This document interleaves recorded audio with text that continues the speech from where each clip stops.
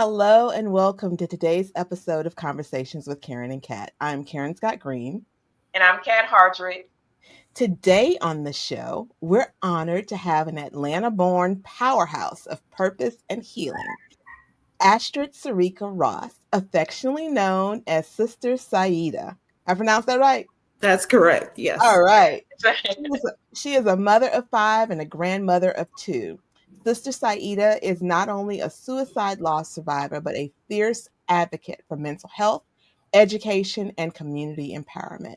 She's the executive director of her family's nonprofit, the Mental Health Support Network, and a longtime educational leader at City of Knowledge Islamic School in Lilburn. She's worn many hats with unwavering grace and grit. She's been a principal, director, and for her own children, she served as a PTSA president, task force lead, and she is now a published author and political consultant. Woo! Hey, woo! She has worked hand in hand with the Gwinnett County School Board to train law enforcement through NAMI. She is now a writer and author of children's books that gently normalize emotions and mental wellness, to recently launching her political consultancy after graduating from Emerge, Georgia. Sister Sayeedah is shaping hearts, minds, and policy. Her story is one of resilience, service, and transformation. Let's welcome Sister Sayeedah to the show. Thank you for joining us on today's episode. So that's a lot. How did you move into this space of being a champion for mental health advocacy? Well, I'm honored that the title becomes a champion, because I feel like a wounded warrior when we talk about mental health, especially in our community. I don't have to really talk about African Americans, African descendants of slaves in America, but we have not had the best or the easiest road forward. And my family, we pretty much lined up in the same path and journeys as well. So the warrior came when I have children, because I wanted to fight for a better future for them. I'm a mother of 5 adult children. My children are phenomenal. I call them the warriors, because they took what we went through, what we call, even in the education community, ACEs, adverse childhood experiences. And my children broke the generational curse with a little help from mom. So if that gives me that definition, I'll take it. I'll take it. But it was not an easy road. Okay. Yes. What moved you into that space? Was there any one event where you said, I have to do something? Well, the funny thing is, the event that shaped my life did not cause me into pushing into action. It actually caused me to freeze. And that was the death of my father. My father was a Vietnam vet, a Fisk University football star. He was a lab tech and a pre-med student here in Atlanta, had a very bright future, had married my mom. And I guess back in the day, you're older than your spouse. So she had just graduated high school, and, he was off and running out of college. And we had a bright future ahead of us. That mental illness and the lack of supports, I guess, in our communities in the 70s for African American community just weren't existent. Even him as a healthcare provider did not get the information that he needed to save his life. And I think the depression and high functioning depression took his life. And that caused us to have an alternate future.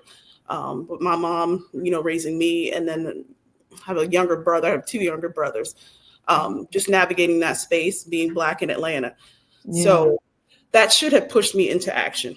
But again, I live in America, and I live in the state of Georgia, and we rank 48 out of 50 states when it comes to access to mental health care in 2025. Say that part again, ma'am. Say that part again. Slow it down. Slow it down. The mental health statistics, which you would think hearing them would cause people to action, really just puts us into a state of, I guess, apathy, or thinking that we have no action or no power to change it. We rank 48 out of 50 states. Right now in 2025, we used to be 50 before COVID. The only reason why we bumped up a couple, and we may be somewhere between 48 and 47 right now when it comes to mental health access, is only because during COVID, Texas and Alabama did worse than us when it came to access for care, and that's for mental health. Now, the access to care is not the only thing. The stigma surrounding mental illness is also what caused me not to act, because in the Black community, we had so many struggles. One of the biggest struggles was trying to survive. So, I was told to pick a struggle. So as if all of it isn't impacting your world. Right. So I did. I'm Black. I'm a female. I was picking a struggle. Didn't want to be the suicide girl. We had to survive. So education was a survival tool for us. And I made sure to carry that over to my children as well, which they have taken it. And this is why I call them the warriors, because they've taken that and run with it. My oldest daughter just got her doctorate in psychiatric nursing. My oldest son has a bachelor's from Georgia Southern in psychology. My middle son, my oldest son with a bachelor's in psychology, took his degree, and my husband has been a barber for over 40 years. And of course, dad's going to teach all your sons how to cut hair. He took that bachelor's into the barbershop, and he runs a business called Barber Therapy that turns his children spaces. Okay, you have to tell us about Barber Therapy. I know that. Right. And tell him he got to come on the show. Yes, well, I'm only on kid number 2. So kid number 3, I got 5. This is where the warrior comes in. Number 3 is actually his family just moved to Maine. Khalil, and these are all GCPS students. We can talk about mental health one day, but I even though I'm in private school, my children went through and navigated Gwinnett County public schools, and they did wonderfully. We got doctors, we got bachelors, we got my little son right now is number 2. He's a Parkview graduate.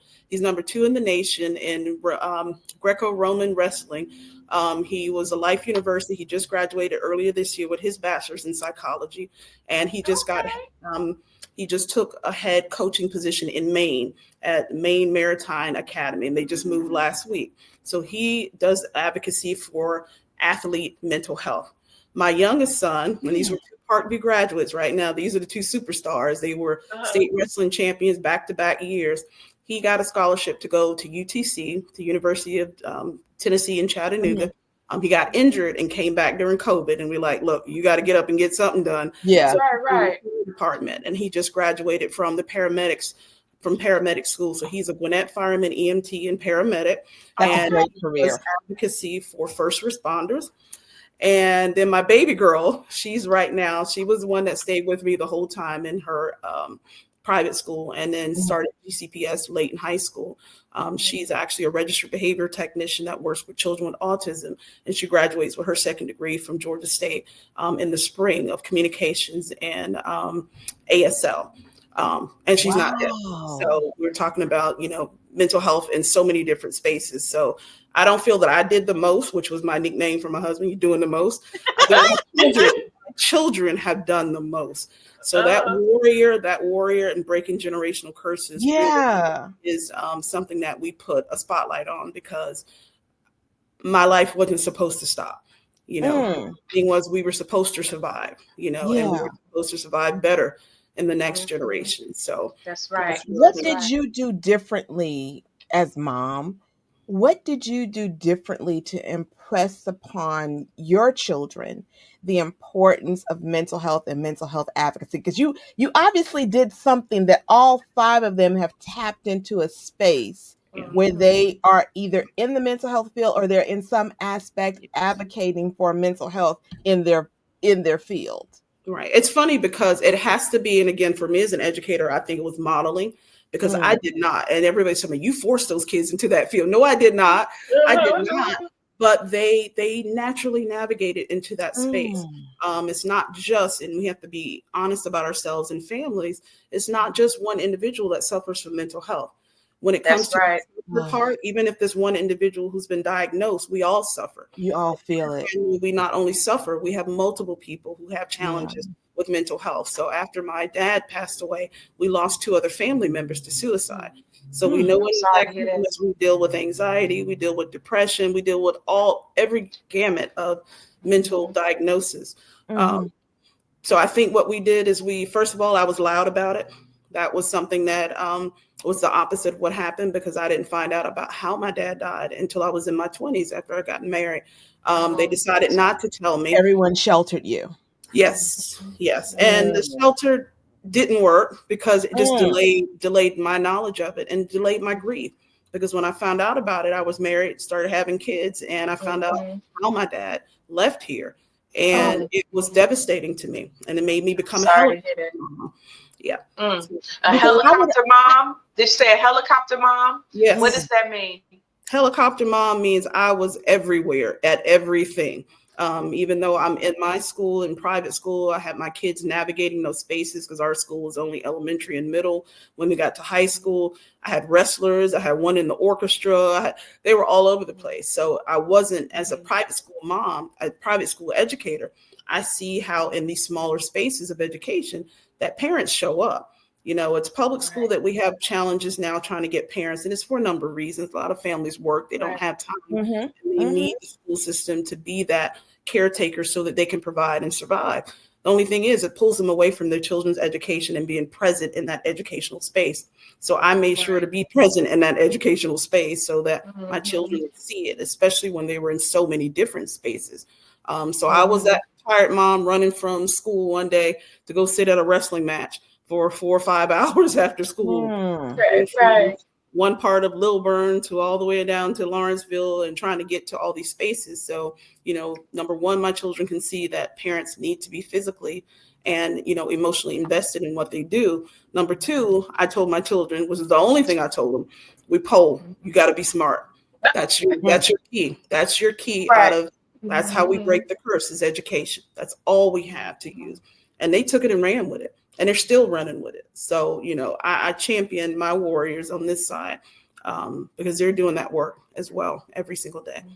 Thank you for breaking that cycle. Absolutely. So,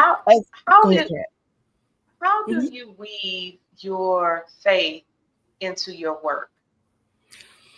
This has been a challenge. I grew up, I was baptized in Neri Baptist Church. I spent my life in the church. And I mean, I was in the church. So spirituality wasn't brand new to me. My grandparents were serious about making sure we were there.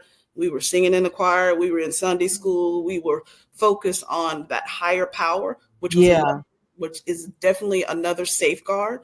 Because even now in the mental health community, what we understand about people's faith is a part of their recovery. Whether it comes to substance abuse or mental illness, people view their faith as one of those defining factors of who they are. So faith can be something that can either make or break you. And when I started going through, the challenges that teenagers deal with, not knowing the history, of what my family went through as far as the grief, I thought I was looking for everything. I'm thinking, I don't know what's going on. I don't know if this is because y'all ain't going to church no more. I was the only one going to church. And I was like, right out of high school, they were like, why are you up here in this church and you ain't in the club? So I was always maybe that faith or spiritual person. And then when I met my husband, he was from Morehouse, had become Muslim in Morehouse. He's a grandson of a preacher as well. So we were very spiritual people. And I think that in itself, that discipline that I saw in Christianity, I also saw it mirrored in Islam. So that in itself, there had to be some strong faith to raise a basketball team. Y'all not going to be running through here doing what y'all want to do and, embarrassing grandparents, embarrassing us out in the streets. Don't you embarrass me. That's right. Disrespecting the elders and, all that stuff that I got from my grandparents and from our church when we grew up. We had something. So that faith for me, which I've been in a lot of spaces, but it makes me a little bit, odd in some of the spaces as well, because I'm Black, I'm a Black woman and that's my cultural identity. But even in the Muslim community, culture is a lot, because I could be sitting next to an Iraqi Muslim and we could be just as different as night and day. Where culture, me and you would have a conversation for hours about something that we would understand, something we experience, and that those cultural nuances that we know as Black people, that's not necessarily always a unifying factor for people from different countries. So I'm just a little black girl, trying to make it. Because you've moved in these faith-based communities between Christianity, Muslim, and there's so many different Muslim communities under the umbrella of Muslim, of Islam. What are some myths or misconceptions that you've seen in both religions about mental health and how mental health is approached? Because I grew up in the church, and there's a segment of the church that's like, you should be able to pray it away. You should be able. Right. So is that similar in Islam? Like what? It's so funny. It's so funny. The thing is, and I can say this, and excuse me for using this as the analogy, in this administration, what we need to get by is our humanness.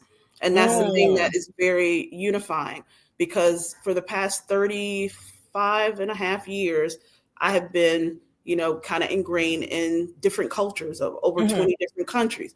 But guess what? It's all the same. If you're in Iraq and you're having mental illness, you ain't praying hard enough. If you're in Pakistan and you're not doing that, if something happened to your family, if there was a curse and you ain't praying hard enough. So some of those cultural nuances, they may look different. And this is something that I kind of put it in my last book. I did the children's books, and I just actually published an adult book that talked about those cultural nuances. And I affectionately call the title of the book Crazy. I was hoping it would be a good pull for people to want to read, but it does talk about one of the things I said is finding out in the culture of what, other communities, races, and cultures deal with. It was pretty much the same. I just saw the same cultural stigmas with different spices. That was it. And it has been a challenge, because growing up in the Black community, we know Black people don't go to therapy. We say that's a cliche. And so many other things that keeps even us as individuals.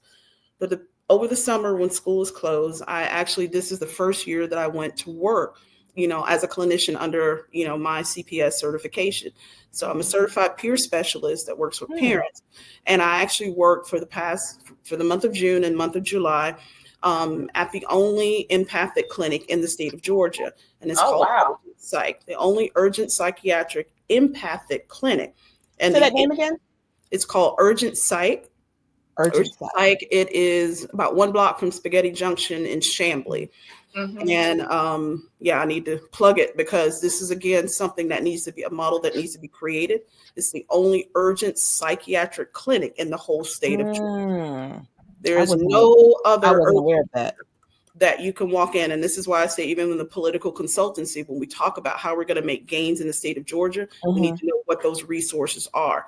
And these are very good friends of mine from the Muslim community that opened it. They were recently on the news. I think they were featured on Fox Atlanta and another station as well, really trying to market the existence of it.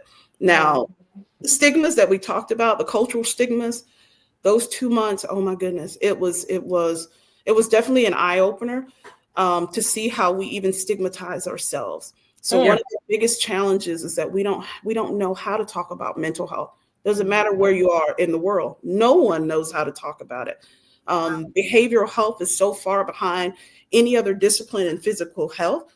And one of the reasons why is because in behavioral health, there is no objective data test to tell you if you have a mental health disorder. Like if you're depressed, there's no blood test, there's no scan, there's no scan, there's no MRI that can tell you. You just have to wait until the person hasn't brushed their teeth, took a bath, and stayed in the house all day. Okay. But no, even then, that still doesn't define it, because it depends on our vocabulary and our willingness to go get help. So even when we show up, I saw people coming into the clinic crying, but not talking, ashamed to talk about what they're feeling for fear either of judgment, or they've judged themselves where I can't believe I'm here. I can't believe I haven't gone to work in 2 weeks. I don't know what's wrong with me. And the language is so important, because Kat and I were just having this conversation the other day when I was talking about, some of the words we've used in the past to describe what would now be considered depression is having the blahs, feeling melancholy, just not on my A game. I just, I'm feeling kind of lackadaisical, feeling the blues. just come getting them I'm going with the flow. Yeah. Yeah. And these are things now that we understand is very probably pretty much high functioning depression. Yes. And let's not talk about women who now like to be super women and take on everything, even when it's not necessary, or not to even find that outlet. So we don't become people in crisis.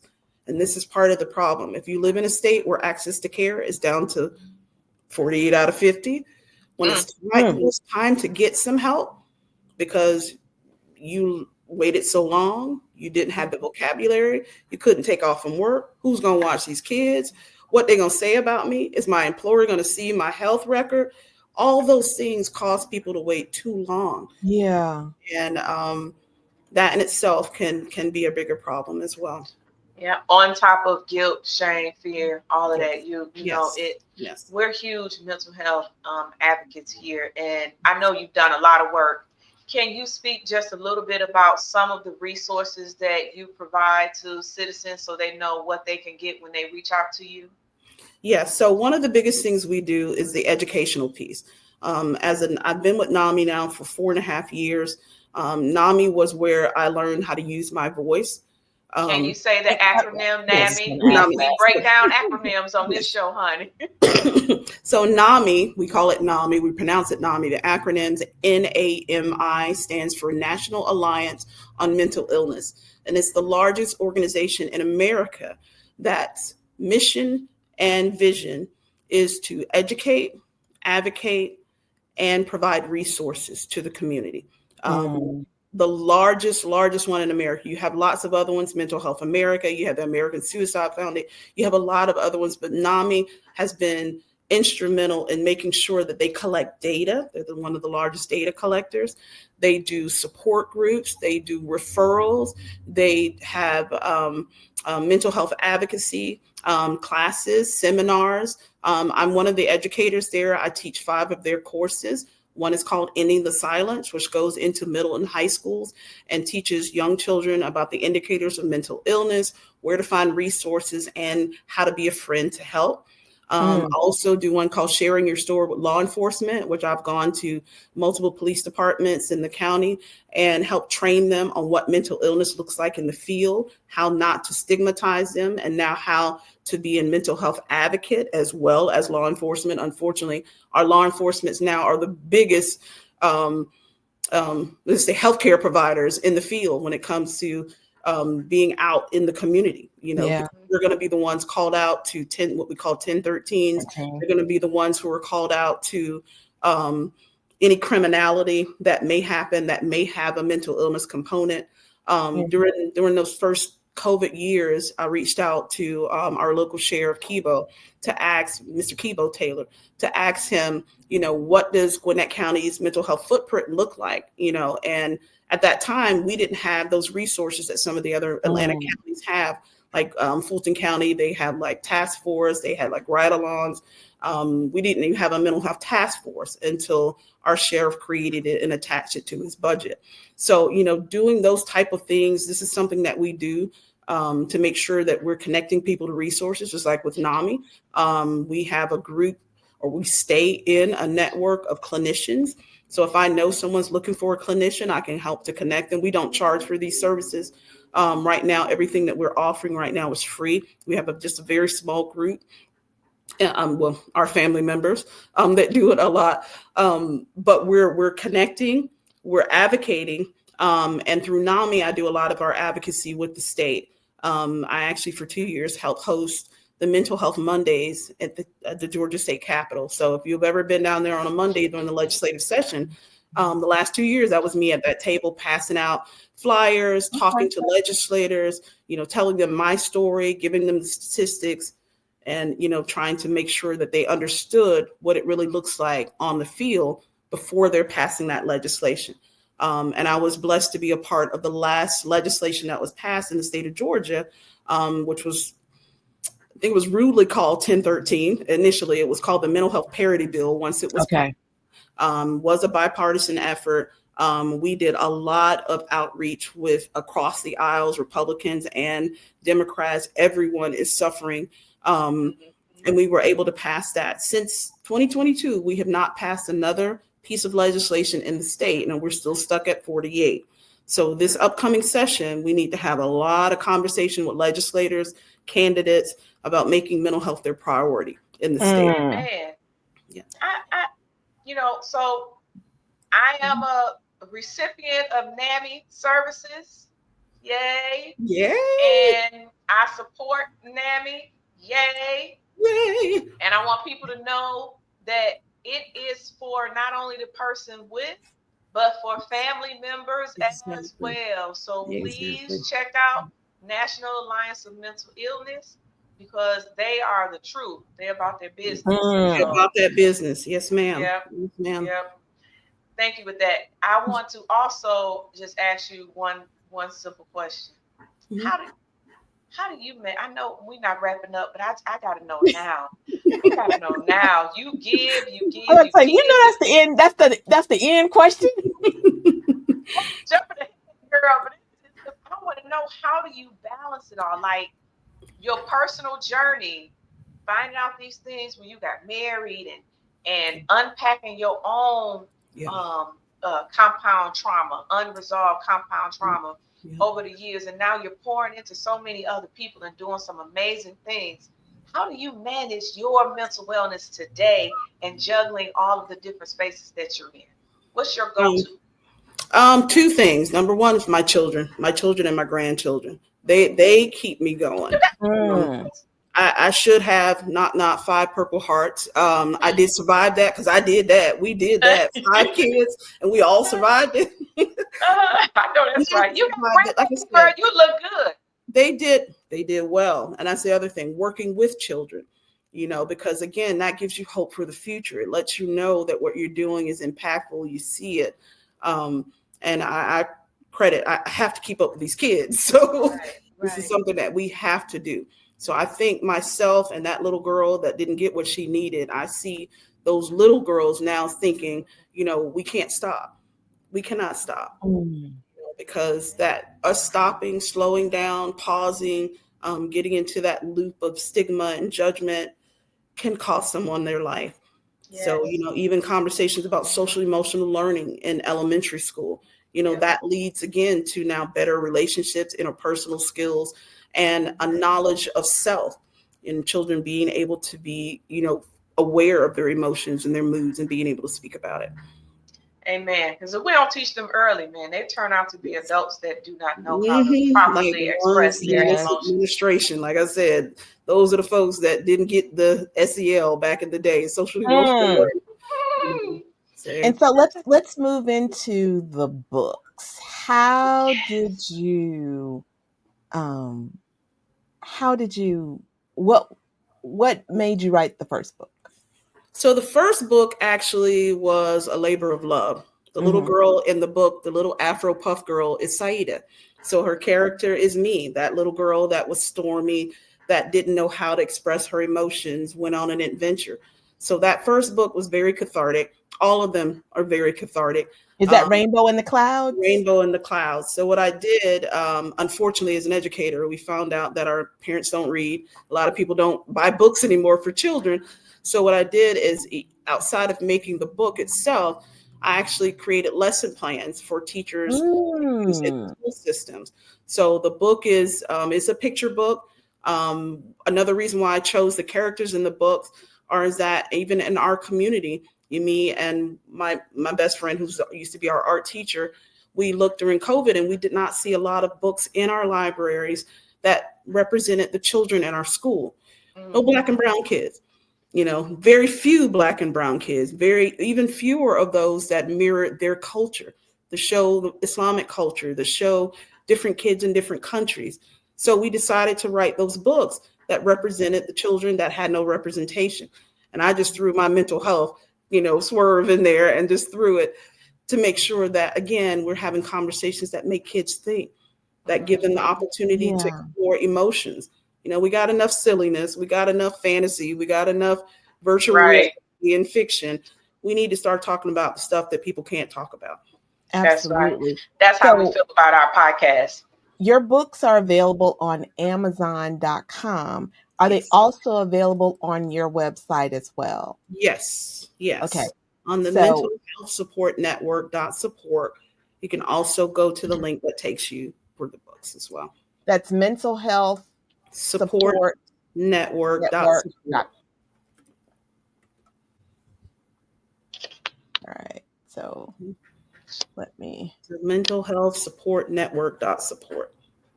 .support. Mm-hmm. Oh yeah, that's good. And how many books have you written in total, Astrid? 5. I'm about to give you a doctor. Are you yes, I'm calling to you, honey. It's coming. I'm working on 5. I've written 5 books so far. Yes. And so we are currently at if you're listening to this, you won't be able to see it, but we are showing the mental health support network.support. That webpage is at the bottom of this screen, mental health support network.support. Yes. And on here, you can go to products, and you see the beautiful photo of Rainbow in the Clouds and this beautiful brown-skinned little girl, which represents a young Astrid. And also Ahmed's Calm Cloud is available on the website as well. Yes. And you have on here also services and advocacy. Yes. So now I'm providing life coaching services as well, informally in our community as well, specific to the culture. And plus, because I am CPSP, that does, and I do CIT training, those are ways that I can get scheduled in for, training opportunities, or for someone that needs just someone to come out and talk about mental health advocacy as well. Okay. And so if someone wanted to reach you to be able to have you come out to speak, they could go and reach you through the contact page on the website. All right. That is beautiful. That is absolutely. Thank you for the work that you're doing. And so we like to direct people to the author's website, to your page, so that you can get the full cut rather than Amazon getting their cut. Thank you. Thank you. So again, that's mental health support network.support, where you can purchase books directly from Sister Sayeedah. You can, get those books directly from her. If you have to go to Amazon, you can get the books from Amazon, but if you get them from her, I can sign a copy. Yeah, there you go. There you go. That's right. You can sign your copy. And I love that. But yes, so for those, what I was interested in is, how do you approach the subject of mental health with your students and the families to get them to embrace for the buy-in? How do you approach that? Well, we definitely do. We integrate it into our curriculum. Since COVID, we have created a social emotional learning program into our school. It's not mandatory for accredited schools. Most schools do have some type of either positive behavior support, PBIS, or some type of, social emotional learning, curriculum written in. But because we teach morals and ethics as well, as a religious school, we tie it all back into our faith as well. Making sure people understand that you're supposed to, in the company of your brothers or your sisters, be the best in your behavior, take care of your community members. So all of that, ties into that faith, and it loops it right back in. So they're never thinking that they're talking about mental health. One of our religion teachers had a lesson today about cleanliness and hygiene.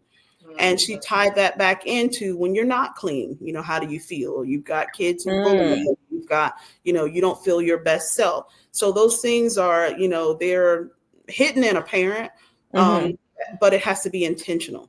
We start our day every day. We do our morning meeting when students are there, encourage them to get on camera. They love being either the news reporter for the day, the meteorologist, or the person that does the daily prayer. we actually do a guided mindfulness and meditation every morning on. Oh, that's good. I love that. So, that's you know, good. integrating those things in, that we're all together, and they talk about taking a deep breath. We're going to be intentional for the day, you know, so it's pretty easy now post-COVID to see, because I'm gonna be honest, COVID disrupted a lot.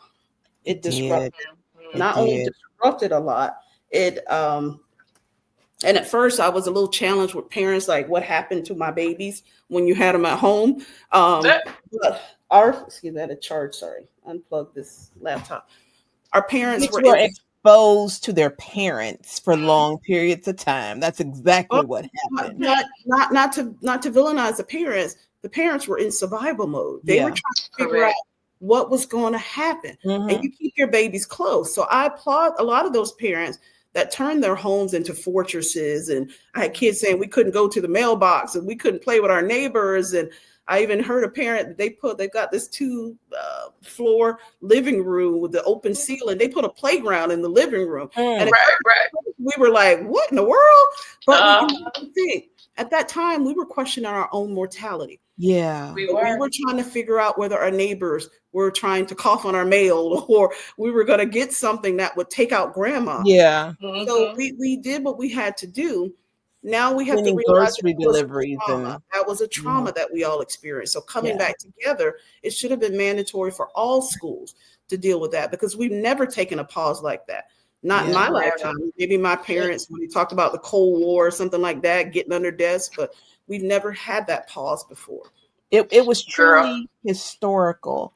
And so I work in a space where I'm a child advocate attorney.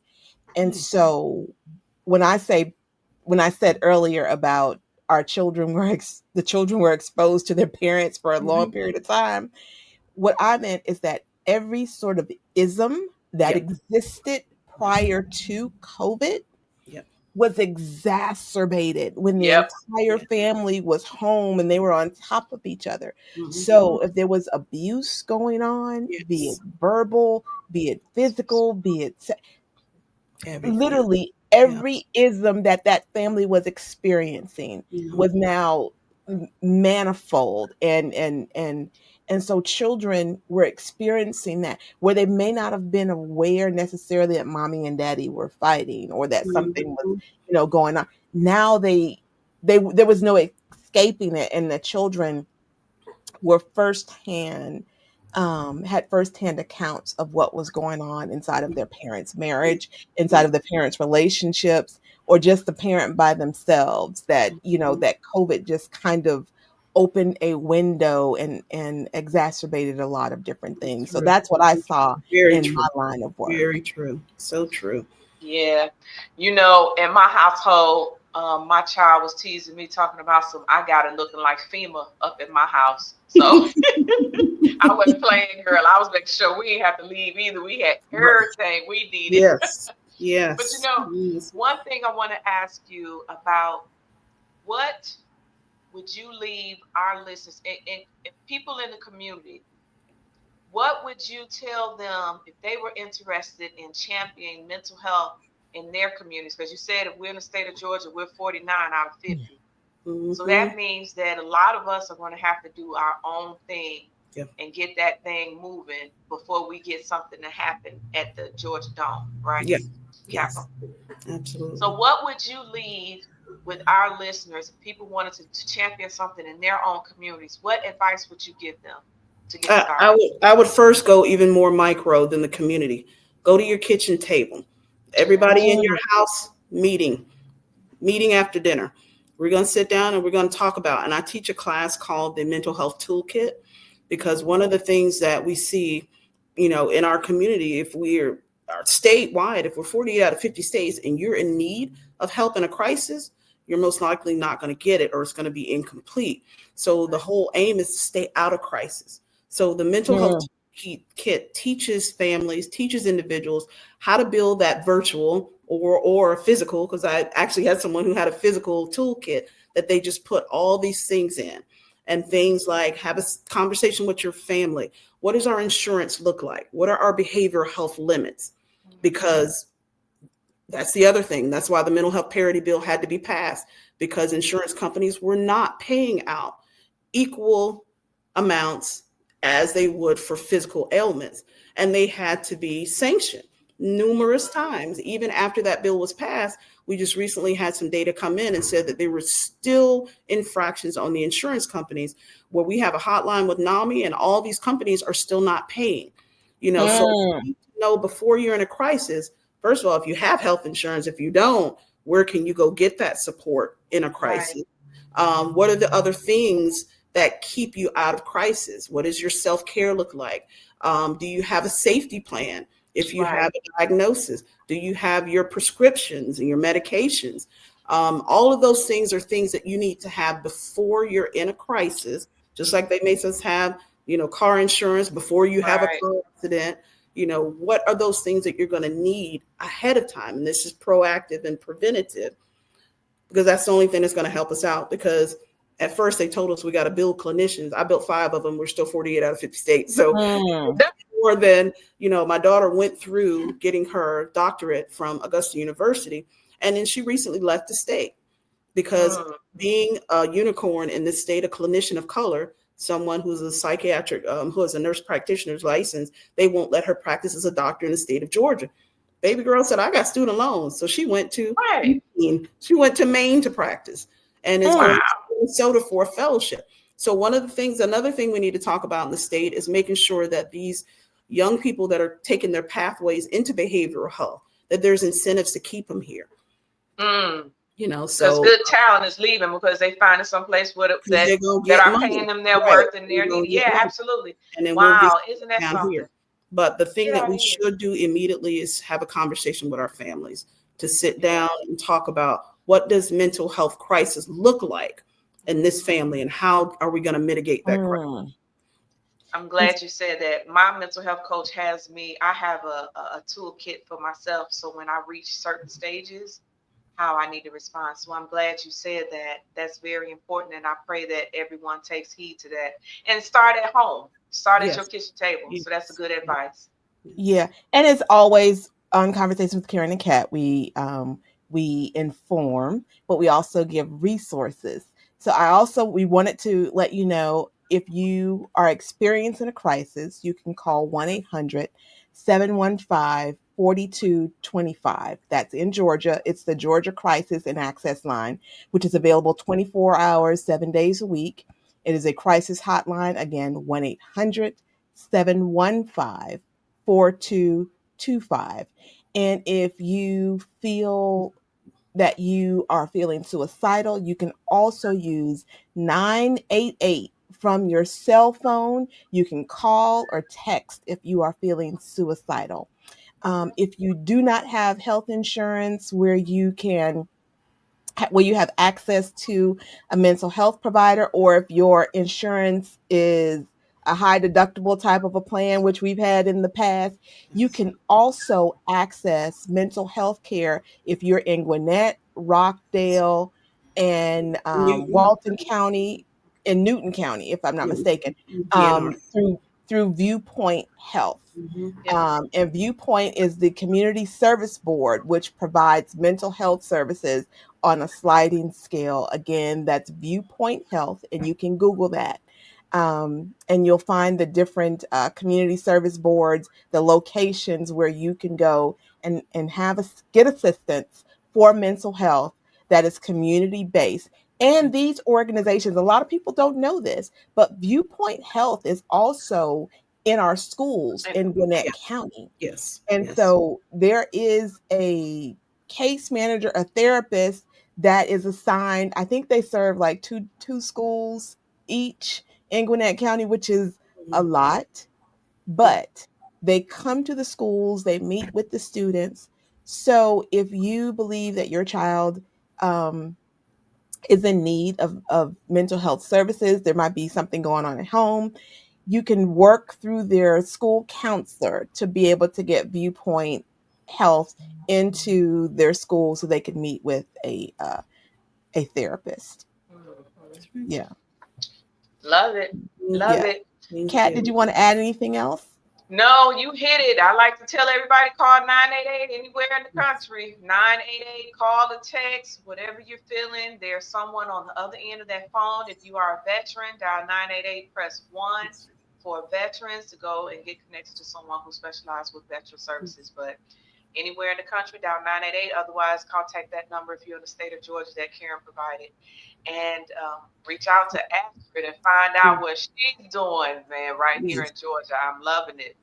Yeah. And another good thing with 988 it is open to children under 18. They actually got, however they work the legislation so that children would have access to mental health providers. They can call and text.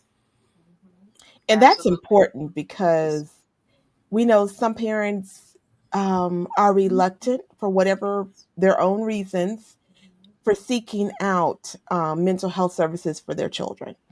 So the fact that a child can call and seek help on their own without having the parent to say, no, you can't do this. That's important. At least in crisis mode, they can reach out. Yes. But correct. So Sister Sayeedah, what upcoming projects do you have? What are you working on that we need to let the community be aware of?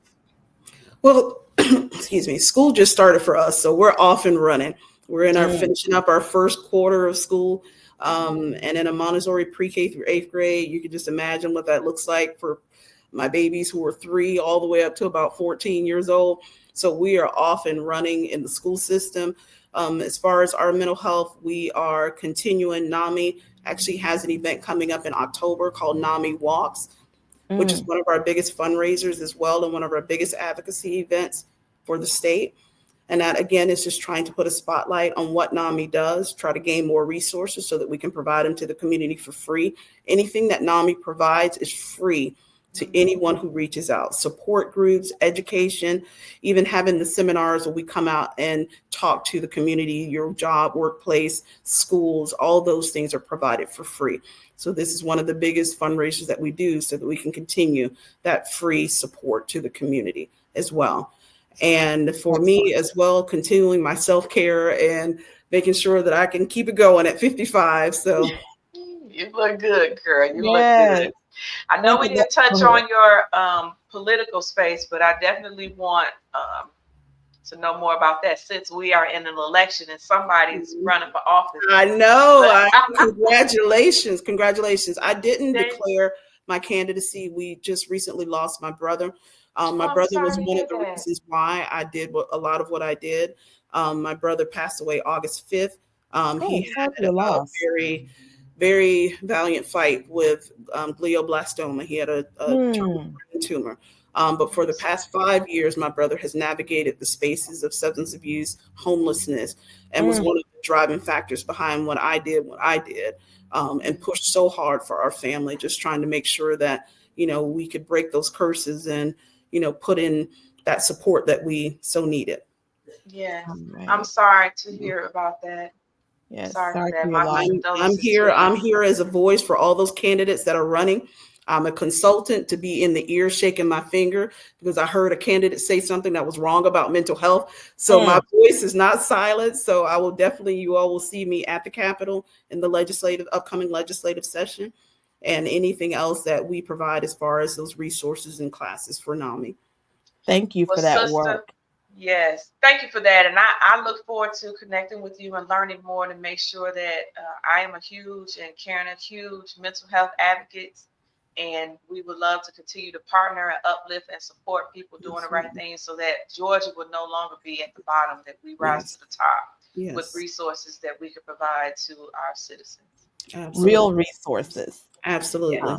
Absolutely. And on that, for those of you who want to reach out to Astrid Ross, you can reach her at her website, Mental Health Support Network.support. Again, that's Mental Health Support Network.support. And you can find her books there. You can find out more information about her political advocacy, consultancy, and the advocacy work that she is doing regarding and surrounding mental health. So make sure that you reach out on her website. For those of you who are in that space where you are needing those services.